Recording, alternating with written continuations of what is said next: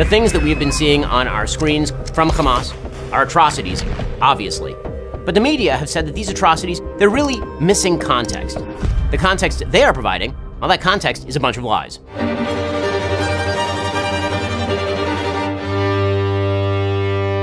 There are 4 myths generally propagated by the left around the history of Israel and the Palestinians. These myths matter because they lead people into a peculiar moral relativism whereby attempted murder or successful murder of Jews is excused, and meanwhile, the evil human rights violations of the Palestinians are minimized. Myth number 1. Israel is historically Muslim territory. This is a pure and absolute lie. Israel is historically Jewish territory. According to the Bible and certain interpretations of contemporaneous archaeology, Joshua entered the land of Israel in 1400 BC. The Kingdom of David was founded around 1000 BC. The first Temple of Solomon was built in approximately 957 BC. The Second Temple was built in approximately 515 BC. The Hasmonean dynasty was founded in 166 BC. Jerusalem was destroyed in 70 BC, and the Jews exiled from Israel in 136 CE after the defeat of the Bar Kokhba revolt. The Romans, in an attempt to shame the Jews, renamed the area Palestine as an insult after the Jews' historic enemy, the Philistines. Even during the exile, there was continuous Jewish presence in the land. Islam, which is the religion of the Palestinian Arabs, was not even founded until the 7th century CE or AD. No independent Arab state has ever existed in the area known as Palestine. Myth number 2. Israel is the cause of the failure of land partition in the Middle East. This is, again, a pure lie. In 1917, the British promised the Jews the entire area of Palestine. At the time, Israel and Transjordan, which is today's Jordan. In 1920, the Arabs began pogroms, a mass murder of Jews, in Jerusalem as a sign of anger at the British mandate in Palestine. In 1922, the British government, in response, announced in a white paper that the Transjordan area, 70% of Palestine, would be sliced off and made an Arab state. That would become Jordan. In 1937, the Peel Commission recommended a rump state for the Jews, in which the British would retain control over Jaffa and Jerusalem, the Arabs would get the entire Negev and nearly the entirety of Judea and Samaria, and the Jews would get a tiny swath of territory along the coast, including Tel Aviv and Haifa. In 1939, the British, in response again to Arab pressure, restricted Jewish immigration to Palestine just as the Nazis began World War II and just before the Holocaust. Nonetheless, the Jews sided with the Brits, the Arabs sided with Hitler. In 1948, the British mandate ended and Israel declared its independence. David Ben-Gurion read the Proclamation of Independence to 13 other members of the Israel Provisional National Council. Israel had taken its place among the nations of the world. In 1964, with the Arabs still in full control of the Gaza Strip and West Bank, the Palestine Liberation Organization was founded, calling for the destruction of Israel. Here is a contemporaneous British report on the first chairman of the Palestine Liberation Organization. One of the most extreme anti-Israeli politicians in the Arab world, Ahmed el-Shukeri, the leader of the Palestine Liberation Organization. As the spokesman for 1 million Palestine refugees, he's fanned the flames of hatred for Israel with unflagging energy. In 1967, the Arab League announced the 3 no's: no peace, no recognition, no negotiations. With all of Israel's enemies mobilizing against it, Israel launched a preemptive strike on the Egyptian Air Force, inaugurating the 1967 Six-Day War. This ended with Israel gaining miraculously the Sinai Desert, the Golan Heights, the Gaza Strip, Judea and Samaria, now known as the West Bank, as well as the entirety of Jerusalem. In 1973, the Arabs launched all-out war again, this time on Yom Kippur. Israel survived and gained territory. In 1979, Israel gave the Sinai back to Egypt in return for peace. In 1993, Israel agreed to the Oslo Accords, which promised a step-by-step process to establish a Palestinian state. In 1998, Israel conceded yet more territory to the Palestinian Authority under the prime ministership of Benjamin Netanyahu. In 2000, Israeli Prime Minister Ehud Barak offered Yasser Arafat, the terrorist leader of the Palestinian Authority, 91% control over the West Bank in contiguous territory and an Israeli security presence along 15% of the border with Jordan.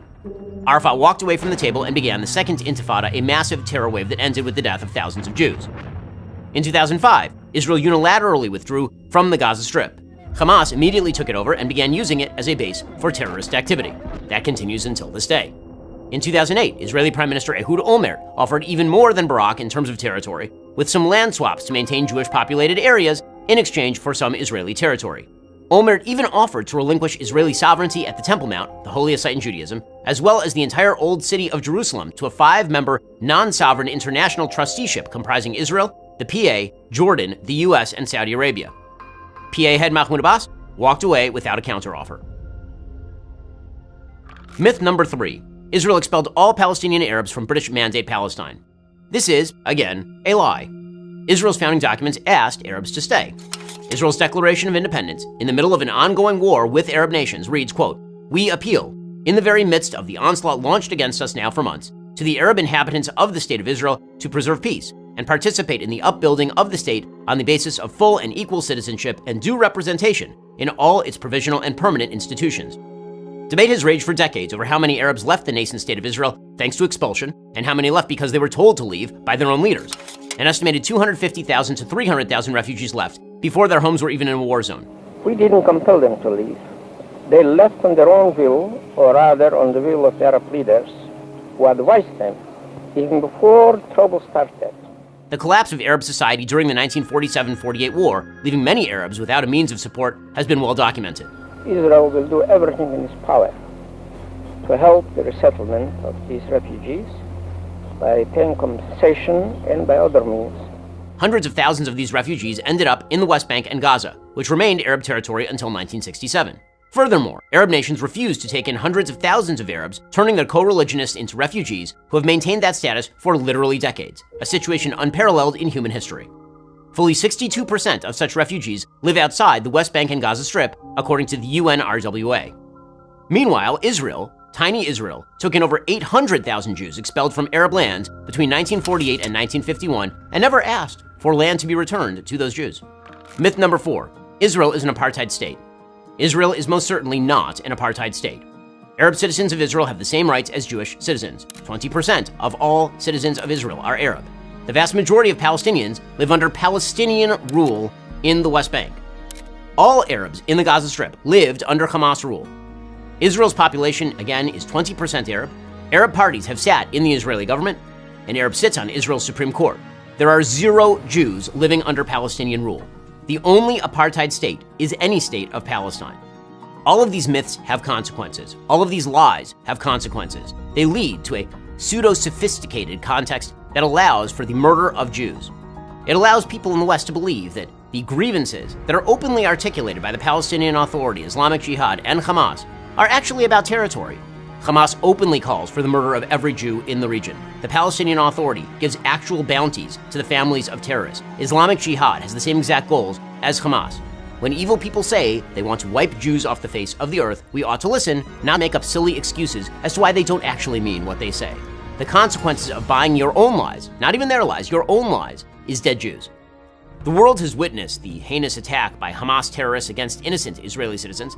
This massive and devastating attack killed over 1,000 Israeli men, women, children, babies. Thousands more were injured, kidnapped, held hostage. This sworn enemy of Israel will stop at nothing to slaughter every single Jew and claim Israel as their own. But there is a beacon of hope amidst the chaos. The International Fellowship of Christians and Jews is on the ground right now, providing critical essentials like food, medicine, and other emergency supplies for vulnerable Jews who need immediate help. But the need is massive and urgent. This great organization needs your help right now.